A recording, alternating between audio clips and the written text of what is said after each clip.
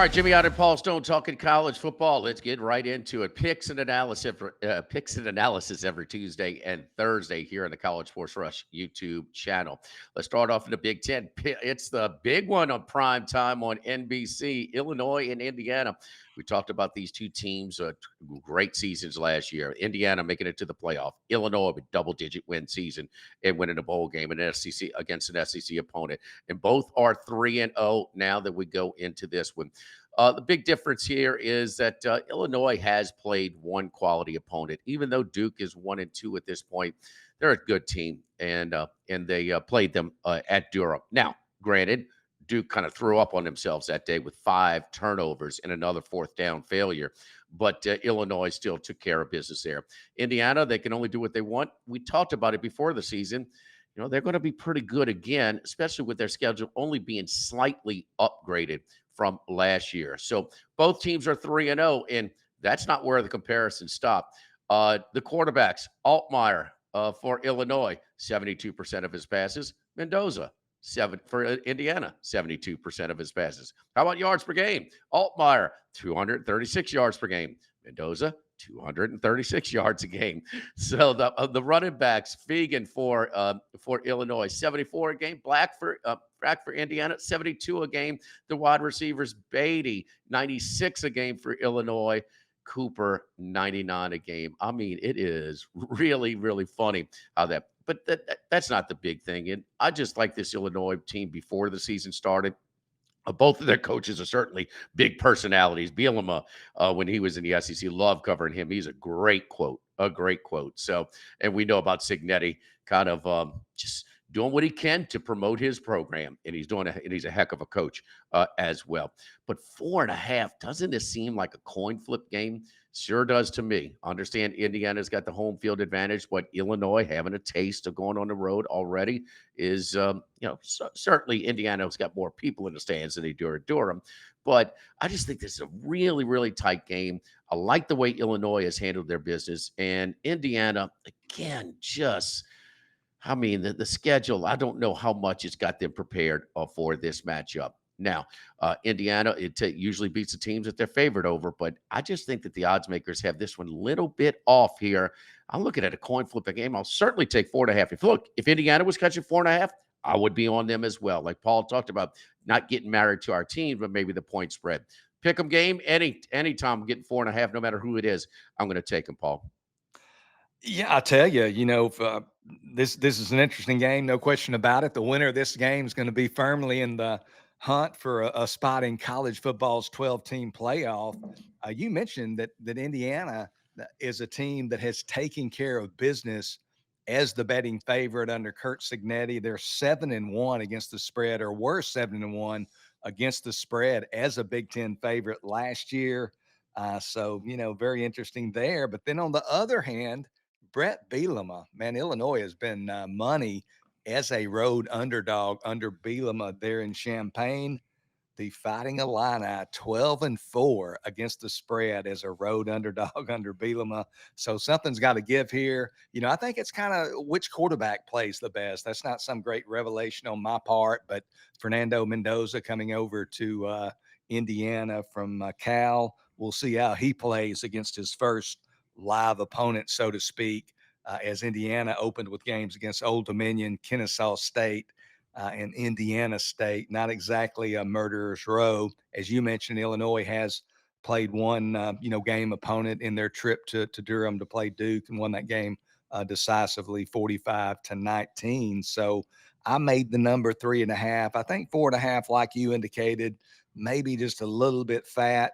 Don't have a real strong opinion on this game, but if I was to get involved, it would definitely be Illinois or Hey, nothing. Paul, you've got to have these two teams close in your power ratings. Who has a slight edge? I'm just wondering. I've got them dead even. Dead even. Okay. I've got them Okay. at the same power rating, and I gave 3.5 points for the home field there in Bloomington. So I think these are two even teams. So 4.5 is a little bit much for the home field, in my opinion, but not enough of a discrepancy for me to really be involved. I really respect Brett Bielema, the job he's done there at Illinois, but Signetti in these similar positions. They've taken care of business, but the schedule is, as you mentioned, a little bit more difficult this year for What Indiana. what is, what is Signetti's best win? Uh, you know, I guess is it Michigan? I know they didn't cover. I think they were favored by 14 last year, and won maybe 20-15, if my memory serves me correct. But Mhm. I think that's really his best win over a competitive team. He obviously has some lopsided wins Right. over some overmatched teams, but yeah, maybe the victory over Michigan last year might be his best. Log into your BetRivers app or your BetRivers.com account each week to opt into a 3-pack of NCAA football profit boosts, including a live boost, a same game parlay boost, and a boost to use however you please. See the app or website for more details. All right, let's get to Auburn and Oklahoma. It's a wild one last year down on the plains. Auburn kind of gave this one away, had the ball with the lead near midfield, and they throw a pick six to end it in the fourth quarter. They didn't have to do that. Oklahoma was not going to drive the length of the field at the end of that game. Jackson Arnold makes his return, the big time recruit, but maybe Mateer was not as big of a recruit. He's a better quarterback. And I kind of scoffed a little bit at the comparisons between Diego Pavia and his offensive coordinator over to Nashville and the success they had. Mateer is a little bit different type of quarterback.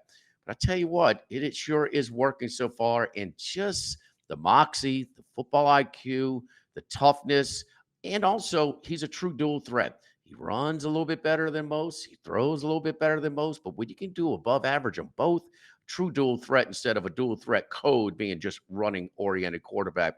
So, Sooner fans and Venables, they're hungry for this one. His seat was warm entering the season after a disastrous 2024. And I got to believe that Venables will take advantage of a one dimensional quarterback in Arnold. Jackson Arnold has 35 rushing attempts and only 69 passing attempts. That's way too high for a quarterback. So that tells you alone he trusts his legs way more than his arm. And we saw that in the Baylor game. Every critical down, including that last fourth down conversion and touchdown run to put the game away in Waco, quarterback draw over and over again. Oklahoma seems to be the better team, seems to be at home, seems to have by far the better quarterback. And Paul, I think you're on the same page. Oklahoma 6.5, 48.5 here.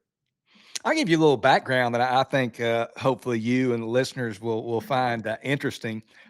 Jackson Arnold, a big time 5-star recruit out of Denton Geyer High School, just north of the Dallas Fort Worth Metroplex. And meanwhile, roughly to his east, about 20 miles at Little Elm High School, was another under recruited baseball player quarterback named John Mateer. John Mateer initially committed to Central Arkansas. I think he was going to play basketball there for the Bears. I believe they're the Bears. Was going to play baseball as well as football there for Central Arkansas. Washington State comes in late, and the coach now at North Texas, the head coach Eric Morris at the time was the offensive coordinator at Washington State. He comes in, makes a pitch to Mateer. Mateer goes to Washington State, sits for a year or so, and then when Cam Ward leaves for Miami, he kind of burst onto the scene last year. So kind of interesting. Mateer recruited by virtually no one, and 20 miles away, Jackson Arnold, on the other hand, recruited by everyone. It's only mid-September, but you look at these two teams, and not to be a prisoner of the moment, but both obviously undefeated at 3-0, and the winners of winner of Saturday's game in Norman going to add a pretty impressive data point to the resume.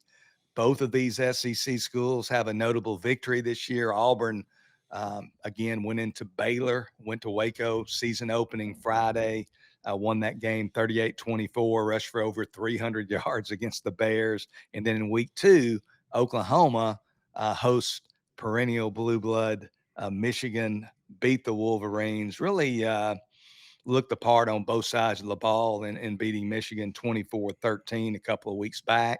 As we've mentioned, both of these schools have transfer quarterbacks. Arnold goes to Auburn and will be facing his former team in Oklahoma. And Mateer, again, transfers to Oklahoma in the offseason from Washington State. Mateer, you talked about his dual threat capability. This is a guy who last year at Washington State had almost 4,000 total yards offense, threw for over 3,100, ran for another 800. when his offensive coordinator at Washington State, 29-year-old Ben Arbuckle, left for Norman to take the same job at Oklahoma. Mateer ultimately followed him, and that's been a really good thing for Oklahoma, obviously, to this point.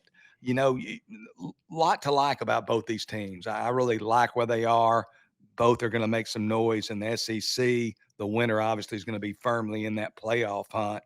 But I just like Oklahoma by a slight margin. They're the more complete football team, in my opinion. And the wild card from my chair is John Mateer. I mean, this is a guy that seems to be a man on a mission. You mentioned Diego Pavia.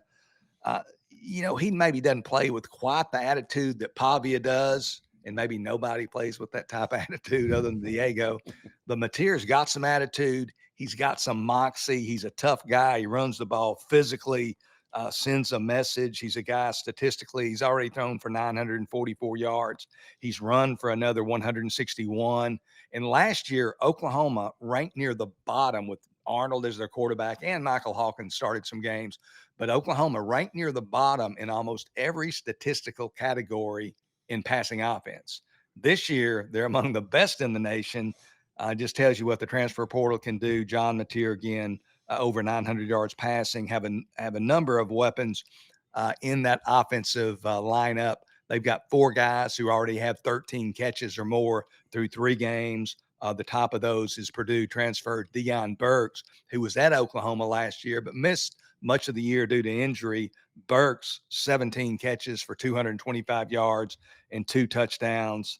Auburn gave up 419 passing yards in that season opening win over Baylor.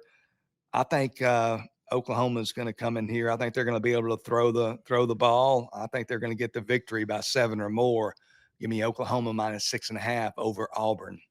At Central Arkansas, you were right. It's the Bears, and who would forget that Bruce D. Bear is their mascot, Paul? So yes, indeed. So of course, yes, Didn't know Central that. Arkansas. Yeah. So, and it's funny how those high school athletes who try to play multiple sports, all the college coaches say, "Oh, we like that," but it kind of hurts their status in one sport. They want them to specialize in one sport, so they can talk a good game, but it kind of hurts a little bit. So when they still able to get out of it, basketball players who play football, it certainly helps your footwork, with the tight ends or D linemen and things like that. So, it can ultimately benefit if you can survive it and still be elite enough athlete to get the offers you want.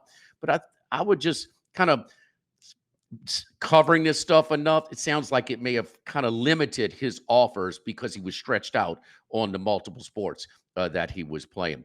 Players who place a qualifying same game parlay of at least $10 on eligible NFL or college football games will receive 1 standard entry into the weekly Squares game. Winning standard Squares will be awarded a prize of a $20 bonus bet. See the app and website for more details at Bet Rivers. Let's go to Michigan and Nebraska. Well, boy, this is a lot of fun, huh? So, Michigan and Nebraska. So Big Red. I love. Don't you love looking at when we're kind of doing our research and stuff and seeing Nebraska at Cincinnati? They get credit for a road game for that. I think they had 7 people from Cincinnati at Arrowhead Stadium for that game, minus the Kelseys. But Michigan and their young quarterback, they paid a lot of money for him. There's obvious pressure that they wanted to put him in early instead of the Fresno State transfer, and they did. And we talked about that first road start for a young quarterback, especially a true freshman. It was going to be tough. He was only 9 of 24 for 124 yards in that game at Oklahoma. And Venables is going to, and that's why I think Venables will do a good job defending Jackson Arnold in the Oklahoma Auburn game as well. So that was a tough one. Did he get it out of his system? I think he may have. And I think the Michigan defense is certainly, that's why I really like this matchup with the Michigan defense against Nebraska's offense. I love Matt Rule. I mean, what he did in Philadelphia at Temple is not easy. What he did at Waco, it wasn't just Baylor at its normal status. They were a mess with the deal, with the issues they had and the controversies that they were going. There was a lot of mess to clean up, and he went in there and got them to the Sugar Bowl and did an outstanding job. And he's year 3, and they're 3-0, and they're going to be on their way to a bowl game. They won that one-score game where they've had so many difficulties, including last year in his second year up at Lincoln. I love my friends up in Omaha and Lincoln, but I just don't see the explosive skill weapons that I'm looking for at year 3. They're well coached. The quarterback, they took their medicine last year and played him as a freshman in Raiola, and he looks better. But a lot of underneath stuff, and it's just hard yards. I'm not counting the Renner wins, but mostly against against Cincinnati in that game. So if you don't have some explosive weapons to scare Michigan's defense, it might be a long day on offense for you in this one. So I'm going to take Underwood. He's going to improve. How much? We'll see, but I think enough to get them. He doesn't have to have a super game in this one to win it going away. I like the under as well, but I'm taking Michigan minus 2.5, less than a field goal on the road here against Nebraska. They'll be fired up. It's always a sellout. Damn it, they sell out for the spring game. I mean, there's a great fan base, and we saw that on display in that primetime game down in Arrowhead Stadium. But damn it, I'm taking Michigan's just little stronger roster here, especially on defense, minus a short number. Neither team's really shown a whole lot to this point. I mean, Nebraska, as you somewhat mentioned, they were at least somewhat fortunate to beat Cincinnati by a field goal there in Kansas City. And it is interesting that was a neutral game, so to speak, or a home game for Cincinnati. And then Michigan, outclassed by Oklahoma, in my opinion, in that road trip to Norman in week 2. Both these teams have high-profile 5-star quarterbacks. Bryce Underwood for Michigan and Dylan Raiola for Nebraska.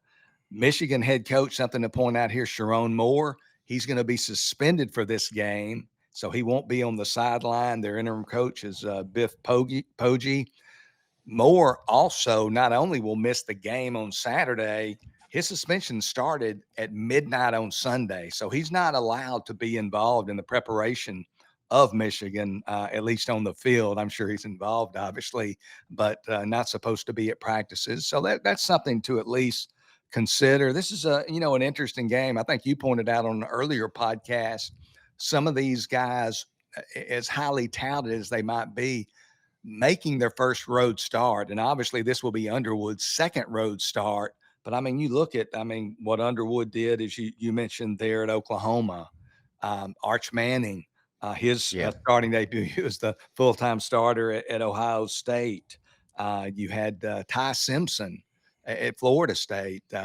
Didn't play well. He's played really well the last couple of games. Right. He played really well against Wisconsin. Yeah, he did. And then Simmons at Ole Miss, threw a couple interceptions at Kentucky. I mean, you can just go on and on as you look at these guys. C.J. Carr, he didn't play that well at Miami in the first half. He settled down in the second half and brought him back. But there's a learning curve there, regardless of the talent level.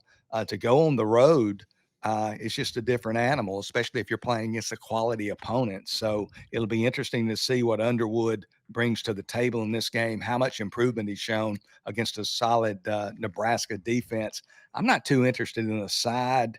I might play the total under. So I'm with you there. I think points are going to be at a premium. So if I get involved, it's going to be along the lines of expecting a low scoring game, because I think defenses will be dominant in this one on Saturday.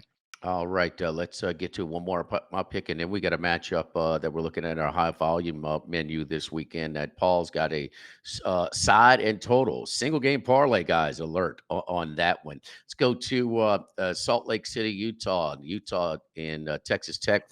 The Utes at home 3-57.5 against the Red Raiders. Red Raiders are a new player in the new landscape of college athletics, especially with Cody Campbell, as Paul has certainly brought up numerous times in the past. But the SWAC, the MAC, and the Pac-2, that's right, I'm going to call it the Oregon State the Pac-2 for now. That's not what you need to get ready for a trip to Rice Eccles in Salt Lake City.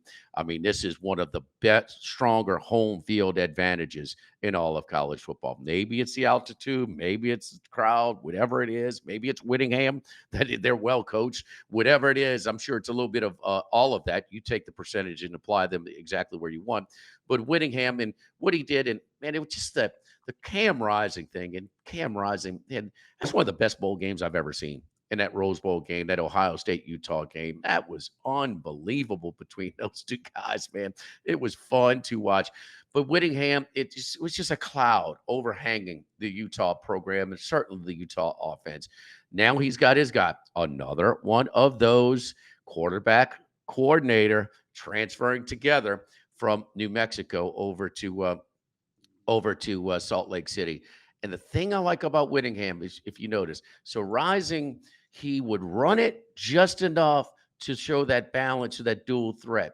Here you take a guy like Dan Pierre. In our conference preview, Paul talked about, now, Dan Pierre's numbers, his touchdown and interception ratio, it's a little bit of a concern coming in. Whittingham has the right recipe to create easy throws, easy throwing opportunities for an athletic quarterback.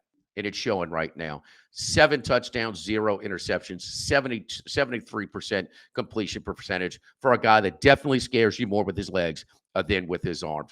Just under 30 attempts a game. It's just the right recipe. Certainly, the coordinator that came over with Dan Pierre is having his input as well. But I've seen this before with the Whittingham. I mean, he just does a really good job. And it's funny because Urban Meyer, who had some great teams at Utah too, use those dual threat quarterbacks and guys like Alex Smith. So I just think this is a big step up in class and what Texas Tech is playing. We certainly respect what they are, what they're doing, and certainly their resources or resource in their roster building. But this one right here is just a big step up from their earlier 3 games. They're going to be fine, but this is a tough spot to go to Salt Lake City, a really tough place to play. Whittingham's got a really good team. I think this is a short number in -3 at home. Yeah, I tend to agree with you, and I'll say Devin Dampier, man, he's been impressive to this point. But again, you talked about Texas Tech schedule. I mean, Utah is played UCLA, which they didn't have much luck against New Mexico this past weekend. Cal Poly in Wyoming. So, to me, the season kind of begins for him this week, and he has been impressive. He's done everything that you could ask him to do, but I think he's going up against a different animal. We've talked about Cody Campbell and his contribution to the massive NIL program there at Texas Tech. And what it's really done is bolstered that defense. Obviously, Texas Tech historically over the last quarter of a century or so has been known for prolific offense. But that defense, man, they got some reinforcements. They bring David Bailey from Stanford, big time edge rusher, Romello Hyde, who's played some big time football. This is, to me, going to be Devin Dampier's stoutest test of his entire collegiate career. I don't think he's played. Not that Texas Tech is, um, going to be compared to the Georgia defenses of a few years ago, but they're still going to be, a stiffer test than I think what he's faced to this point. Utah hadn't played anybody, in my opinion, and Texas Tech, obviously, Arkansas, Pine Bluff, followed by Kent State. And then this past weekend, Oregon State, they haven't played anybody either. But like you, I kind of lean towards Utah. I'm not involved yet, but I made this 4, the line of 3. I give 3.5 generally, although it can fluctuate from team to team, but I generally give 3.5 for the home field advantage. And this line of just 3 implies that Texas Tech has a higher power rating on a neutral field. And I really don't see that. I mean, it's a razor thin margin. It's very difficult at this point in the season when, although you can look at the results and you consider the caliber of competition, it's difficult to really assess exactly where these teams are because the caliber of competition has been so low on both accounts. So it's an interesting game, but like you said, in Salt Lake City, only laying a field goal. My inclination would be to lean to Utah, and I certainly might get on board with the Utes as the week continues. The only thing is trips to Laramie. They did play that Wyoming game on the road. And was it Texas Tech a year or two ago that went there? in the opener and they got beat. So those tricks can be that trip to Laramie could be a little trip. No, I'm not going to give a whole lot of credit for a true road victory at the Rose Bowl with UCLA right now. I mean, you can shoot a cannon through that joint. I mean, did you see the scenes at the end of the New Mexico game on Friday? Yeah, it's funny that both of the two coaches that were launched over the weekend, they both sat at home and watched those embarrassing losses to Old Dominion. Played at Lane Stadium in Blacksburg and playing at the Rose Bowl in Los Angeles. But the other thing too with Texas, they were running that Kingsbury and Leach offense, and when you run that offense, they're always, no matter where they've been, they're going to compromise their defenses. So they're playing a little bit more what everybody else's offensive system is a little bit more than what everybody else is running right now. Texas Tech will be fine. I think it's a tough spot this week. All right, Paul, you got your little double barrel play here, so to speak. Baylor and Arizona State. Baylor in Waco, 2.5, 59.5 is the total over Arizona State. We talked about Indiana, Illinois, Syracuse, even UNLV. Team non-traditional powers that had really good years last year, including Arizona State. How would they follow it up? Because sometimes they bounce a little bit and have some tough times. Arizona State got tripped up in Mississippi State in Starkville. They fell behind. Big rally took the lead and then gave up the big lead at the big play at the end of the game to lose it. But the staggering thing about that one is the guy they looked at. They lose Scatterboo, but they had two guys in that Mississippi State game who both rushed for 100 yards and they lost. And it's the guy that I like, you like, and seems like everybody else like that is really struggling. That's Sam Levitt. Sam Levitt's got that feel, that moxie. He can throw it. He can move, pretty good. You look at this matchup. Sawyer Robertson is throwing for over twice as many yards per game as Sam Levitt is. Now, granted, even in a loss, you could tell that Baylor's got some explosive wide receivers, some skill guys for Robertson to kind of distribute the ball. Auburn's defense is pretty good, and they went up and down the field. Robertson averaging 357 yards a game. Levitt just 176. So here we go, 2.5, 59.5, Baylor. Yeah, this is obviously the Big 12 opener for both these schools, and it's a league that I think once again will be the most balanced among the Power Four conferences. Both these teams have a blemish on their records, on their resumes to this point. Obviously, Baylor, as you mentioned, fell at home to Auburn 38-24 in that Friday night opener, and then defending Big 12 champion Arizona State, as you also mentioned, went to Starkville a couple of weeks ago. Got beat late by Mississippi State 24-20. You look at its loss, though, to Mississippi State in Starkville, first of all. Arizona State, in that loss, they showed some vulnerability on defense versus the pass. Blake Shapen, Mississippi State's quarterback, he threw for 279 yards, averaged 8.5 yards per attempt.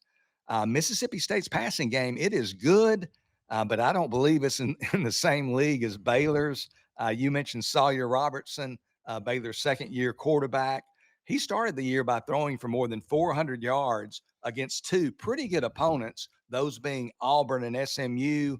Threw for 419 yards, as you mentioned, in that season-opening loss to Auburn, then came back with 440 yards passing in that overtime victory over SMU. In those first two games, Baylor has averaged 8.8 yards per passing attempt. And the thing about Baylor, I think one thing kind of holding Levitt back is the fact in the passing game is the fact he's got wide receiver one. He's got Jordan Tyson. And I don't know that they've really identified a second or third option yet in that passing game for the Sun Devils. Baylor, though, they got a lot of options. They got too many guys for most people to cover. They've already had three receivers record 100-yard receiving games, and we're only 3 games into the season. Those receivers being Josh Cameron, Ashton Hawkins, and Texas State transfer Cole Wilson. So they got a lot of weapons at wide receiver. And I didn't mention Kobe Prentice. He's a wide receiver too, Alabama transfer. He's already caught 4 touchdown passes among his 10 receptions. And then they've got a tight end, a guy who was a big-time recruit a few years back, Michael Trigg. That guy has 13 catches for 151 yards through 3 games. So they got guys all over the field that can catch the ball. Robertson's doing a great job of spreading it out. It's truly a case for opposing defenses to pick your poison. I like Baylor to win this game by a field goal or more, Jimmy. Jordan Tyson, you talked about him, number 0 for the Arizona State Sun Devils, and he was a guy that was kind of in and out. Did he miss a couple of games? And he's an impact player to the point where, but you're right. That's what it is. Just trying to take him. He has 314 yards receiving. The rest of the team, 213. He's got 100 more yards than the rest of the team combined. 4 TDs for Tyson. The rest of the team, 1 touchdown reception. So yeah, it's Levitt. Levitt needs a secondary receiver or badly. And then we're talking about the total too. And we saw, listen, that if Baylor can do that against Auburn's defense, man, what are they going to do to Arizona State's defense on that fast track in Waco? The total's at 59.5, Paul. You're looking at that total as well. Yeah, I think Baylor's going to put some points up on Arizona State without question. I think Scott Drew, he might even be a little bit jealous watching the Bears, kind of the football on grass, so to speak. But while I think Baylor's going to score some points, I think Arizona State's going to get their share and put up some numbers against Bear defense that allowed a total of 873 total yards in its first 2 games against Auburn and SMU. In those 2 games, gave up 6.5 yards per play, did Baylor. They got torched. I mean, we've talked about it, but they got torched on the ground by Auburn. The Tigers rushed for 307 yards against Baylor, averaged just a hair under 6 yards per carry against the Bears. You look at this Arizona State team, while they have not been prolific through the air, they have run the ball quite well. They've rushed for more than 200 yards in each of their first 3 games. Those being against Northern Arizona, Mississippi State, and then Texas State last week. They averaged 6.1 yards per carry. Their top ball carrier, Rayleigh Brown, he leads the assault, 292 yards rushing, averages over 8 yards a carry. He's coming off back-to-back 100-yard games. And then another nugget from Baylor's opener that I think might be applicable here, Auburn quarterback in that opener, Jackson Arnold, he rushed for 137 yards on 16 carries, scored 2 touchdowns against the Bears. As you mentioned, Arizona State quarterback Sam Levitt, he can run the football a little bit. Now, he started all of last season, obviously 3 games this year. He's rushed for a total of 600 yards as Arizona State's starting quarterback. And obviously, we subtract sack yardage from rushing totals in college football. So he can run the football. And I think based on Arnold's performance against the Bears and just based on Baylor's overall defense, I think he is likely to do a little damage on the ground as well. You look back, dating back to last September, looking at Baylor, they are 10-1-1 to the over versus FBS opponents. So they've been in a lot of high-scoring games. I think we're going to have another track meet on our hands this Saturday in Waco.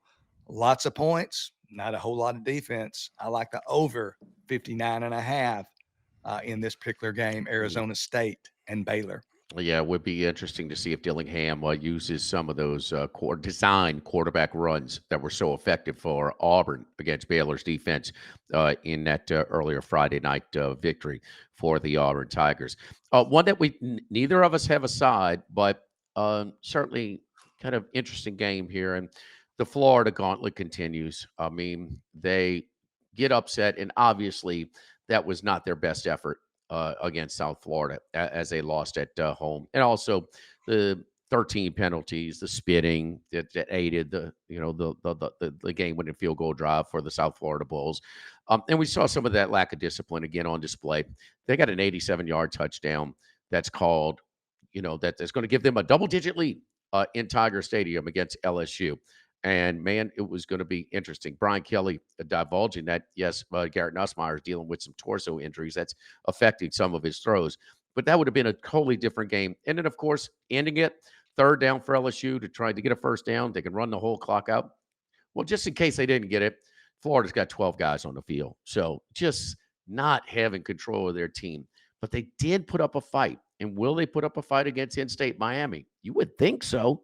I mean, an in-state rivalry between Miami, Florida, and Florida State. Anytime those three play each other, I don't really question focus, intensity, and in effort. But Miami kind of, with all the love they're getting, top 10. Beck is now favored for the Heisman. They continue to roll 7.5, 52 at home against Florida. Doesn't it seem a little bit in almost like the odds makers are trying to attract some Miami action? If Florida puts up the same effort that they did against LSU on the road in a tough place, that place was popping last week. Man, they out first down to LSU 23-10, outgained them. They're just their own worst enemy, self-destructing with penalties and 5 interceptions on the night. Can they play with Miami here, Paul? Well, I mean, you look at it first of all, just kind of at face value. In Florida, as you mentioned, they've dropped 2 straight games. DJ Lagway coming off that 5 interception performance at LSU, and then on the other hand, you've got a Miami team that's clearly looked like the class of the Atlantic Coast Conference to this point. I don't think anybody would question that. Transfer quarterback Carson Beck, who struggled last year, frankly, for the Georgia Bulldogs. He's looked the part. He deserves to be mentioned in the Heisman race at this early juncture in the season.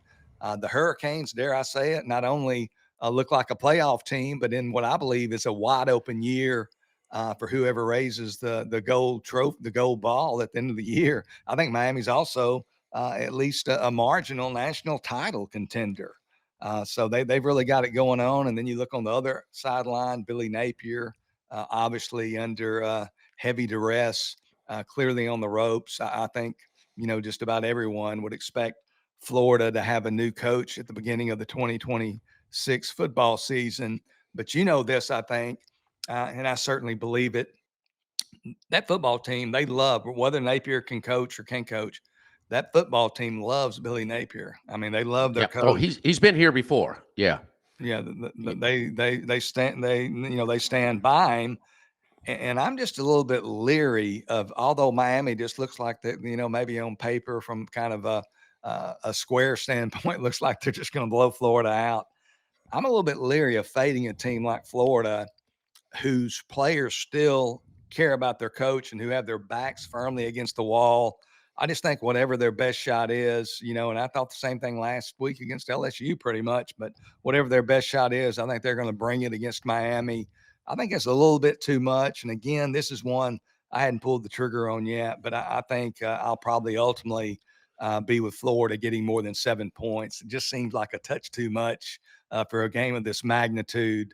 And taking into account where both teams are right now at this early point in the season. Yeah, I mean, if you had Florida plus the 7.5, and that went down to like 4.5 at kickoff against LSU, you're really sick with yourself. But think about Lagway; he didn't have a ton of starts last year. I mean, he didn't have a full season as a starter, and then he missed all of spring football, most all of summer. Didn't even start August camp until a week in. So that time is so important to spend, throwing with your receivers and getting some timing down. And LSU's very good on defense this year. I would say LSU, Texas, Ohio State. Help me out, Paul. Maybe the top 3 defenses early on in college football. So if they're going to make a lot of quarterbacks look bad this year, and so it kind of snowballed on them. But the penalties, the lack of discipline, that's where Napier doesn't have the control of the team. What I meant by saying he's been here before, last year he was done. The schedule was brutal. They were going to have a mediocre season, and that is not easy to do, to keep that group, that locker room, still focused and competing at a hard level, and winning games against LSU and Ole Miss later in the season, knocking Ole Miss out of the college football playoffs. So he's been here before. He's got the effort of the locker room. I just don't think he has the discipline. And maybe it might be one of those things where they play hard again, they're in the game, but they do some things that really hurt themselves with penalties and mistakes that may cost them again. I'm scared to death of this one. I'm running away from Miami in Florida. But I'll tell you what, it's going to be fun to watch because they got really good athletes on both sides of the field. We do it every Tuesday and Thursday, college football picks and analysis. Hopefully, with just straight picks or information, angles that help shape your handicapping experience as well. So we'll be back on Thursday. That's the high profile and the high volume games. Our best bets. We'll be back on Thursday. For Paul Stone, I'm Jimmy Ott, right here on the College Sports Rush YouTube channel.